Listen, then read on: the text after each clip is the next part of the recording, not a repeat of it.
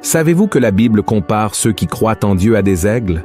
Le prophète Isaïe a dit: « Mais ceux qui se confient en l'Éternel renouvellent leur force. Ils prennent le volume comme les aigles. Ils courent et ne se lassent point. Ils marchent et ne se fatiguent point. » Nous sommes nés pour voler haut, c'est-à-dire au-dessus des problèmes, de nos limitations, en croyant que Dieu nous soutiendra et nous encouragera toujours. En observant le soin de la mère aigle envers ses petits, nous pouvons mieux comprendre comment le Seigneur prend soin de ses enfants. Voyez ce qui est écrit dans le psaume 91. « Il te couvrira de ses plumes, et tu trouveras un refuge sous ses ailes. Sa fidélité est un bouclier et une cuirasse. À mesure que les oisillons grandissent, la mère aigle retire du nid les plumes et l'herbe, laissant seulement des épines et des brindilles. Cela commence à causer de l'inconfort, jusqu'à ce qu'il n'ait d'autre choix que de prendre leur envol. Dieu agit également de cette manière avec nous. Quand nous sommes bien installés dans notre nid, il permet que les brindilles et les épines de la vie nous dérangent, jusqu'à ce que nous soyons obligés de voler. Lorsque vient le moment pour le petit d'apprendre à voler, la mère le porte en haut et le laisse tomber. Ensuite, la mère descend à une vitesse extrêmement rapide et se positionne en dessous de lui pour que ses ailes puissent le réceptionner. Ce rituel se répète de nombreuses fois jusqu'à ce que le petit apprenne à voler. Tout comme l'aigle oblige ses petits à quitter le nid et déploie ses ailes pour les protéger de la chute jusqu'à ce qu'ils apprennent à voler, Dieu nous appelle aussi à sortir de notre zone de confort. Il veut nous apprendre à voler haut, vivant en toute dépendance de lui. Cependant, il sait que nous mettrons du temps à surmonter les défis. C'est pourquoi il veille toujours sur nous. Lorsque nous commençons à tomber, le Seigneur nous abrite sous ses ailes puissantes. Il est bon de savoir que Dieu est toujours près de nous pour nous secourir, n'est-ce pas? Ses ailes sont le refuge le plus sûr, et nous ne trouverons pas de repos ailleurs. Une chose que nous pouvons remarquer chez l'aigle est qu'elle est différente des autres oiseaux, car tandis qu'ils volent en groupe, l'aigle vole seule et se sent bien ainsi, car elle connaît le dessein pour lequel elle a été créée. Tout comme l'aigle, nous, chrétiens, n'avons pas besoin d'avoir peur d'être seuls. Même si ceux qui volent haut sont souvent incompris et critiqués par les autres, nous pouvons être en paix et suivre les plans que Dieu a pour nous, car le Seigneur a promis de ne jamais nous abandonner. Il nous dit: « Ne t'ai-je pas donné cet ordre? Fortifie-toi et prends courage. Ne t'effraie point et ne t'épouvante point, car l'Éternel, ton Dieu, est avec toi dans tout ce que tu entreprendras. » Et vous savez ce que les aigles font quand une tempête traverse leur vie? Elles ouvrent simplement leurs ailes et laissent les vents contraires les emporter plus haut, car elles savent qu'au-dessus des nuages sombres, il y a un ciel bleu et un soleil qui brille. Et nous devons aussi affronter nos problèmes de front, avec la certitude que Jésus, notre Sauveur, nous a déjà assuré la victoire. Même si la tempête est effrayante et que les nuages sur votre chemin sont sombres, accrochez-vous à la parole de Dieu et ne perdez pas votre concentration. À la fin de tout, vous verrez que ça valait la peine de ne pas abandonner votre chemin. Le Seigneur vous dit: « Que tes yeux regardent en face et que tes paupières se dirigent devant toi. Considère le chemin par où tu passes et que toutes tes voies soient bien réglées. N'incline ni à droite ni à gauche et détourne ton pied du mal. » Une autre leçon que nous pouvons apprendre est que l'aigle vit bien jusqu'à un certain moment de sa vie. Cependant, lorsqu'elle atteint l'âge de 40 ans, elle doit se renouveler complètement. Sinon, elle mourra. Et quand ce temps arrive, l'aigle se rend en haut d'une montagne, où elle se sent protégée, pour commencer le processus de renouvellement. Un processus quelque peu douloureux, mais nécessaire. Pendant ce processus, l'aigle heurte son bec contre les rochers jusqu'à ce qu'elle parvienne à le déloger complètement. Ensuite, elle attend que l'autre bec, neuf et beaucoup plus fort, pousse.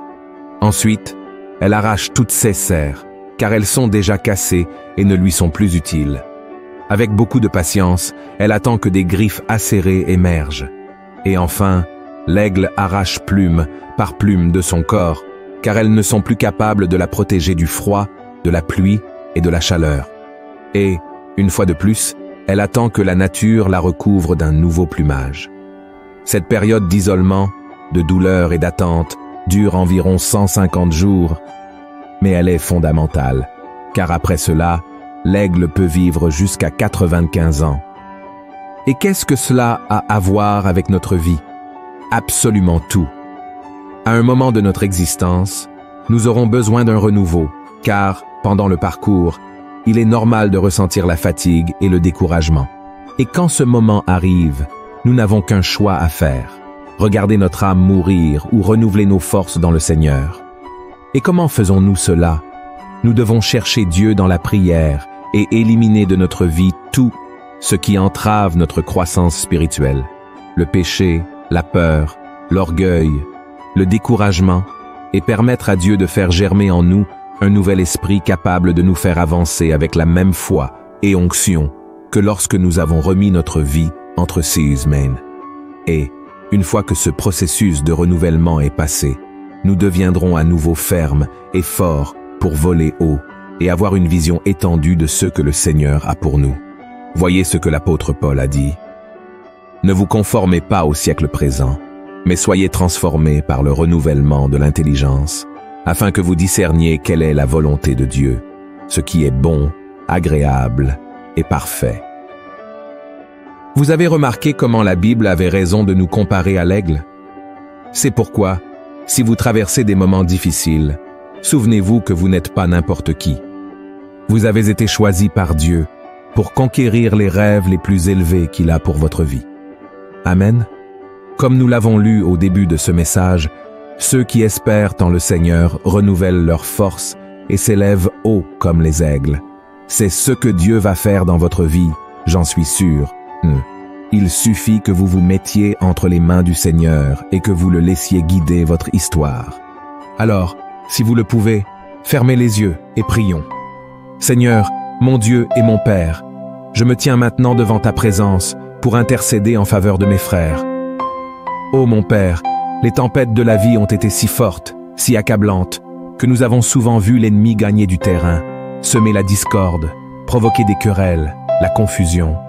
Et mon Dieu, bien des fois, nous ne savons pas comment agir, mais nous nous réfugions sous tes ailes, Seigneur, où il y a protection, où il y a ton soin. Seigneur, délivre-nous de l'ennemi, protège-nous des attaques du malin. Seigneur, parfois les problèmes sont si grands que nous nous sentons faibles, affaiblis. Mais ta promesse est que si nous avons confiance en toi et attendons avec patience, tu feras en sorte que cette tempête nous élève plus haut et que l'ennemi soit vaincu. Alors, mon Père, agis en faveur de mes frères. Ô mon Dieu, tant de personnes traversent des problèmes dans le mariage, des problèmes de santé, des problèmes financiers. Ô Dieu, aie pitié de nos vies, Seigneur, et renouvelle en nous un esprit inébranlable, une confiance, une foi que nous avions lorsque nous avons remis notre vie entre tes mains. Ô mon Dieu, renouvelle notre vie et nous prenons déjà possession, croyant que tu nous as déjà donné la victoire, que tu as entendu notre prière. Au nom de Jésus, mon Père, je veux te remercier, car chaque fois que nous sommes fatigués et accablés, tu changes notre fardeau et mets en nous une paix qui dépasse toute compréhension.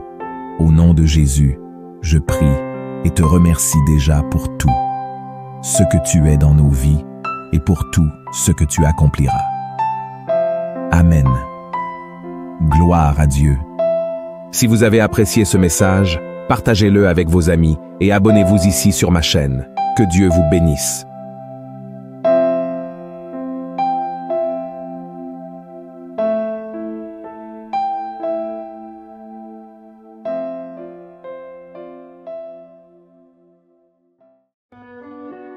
Savez-vous que la Bible compare ceux qui croient en Dieu à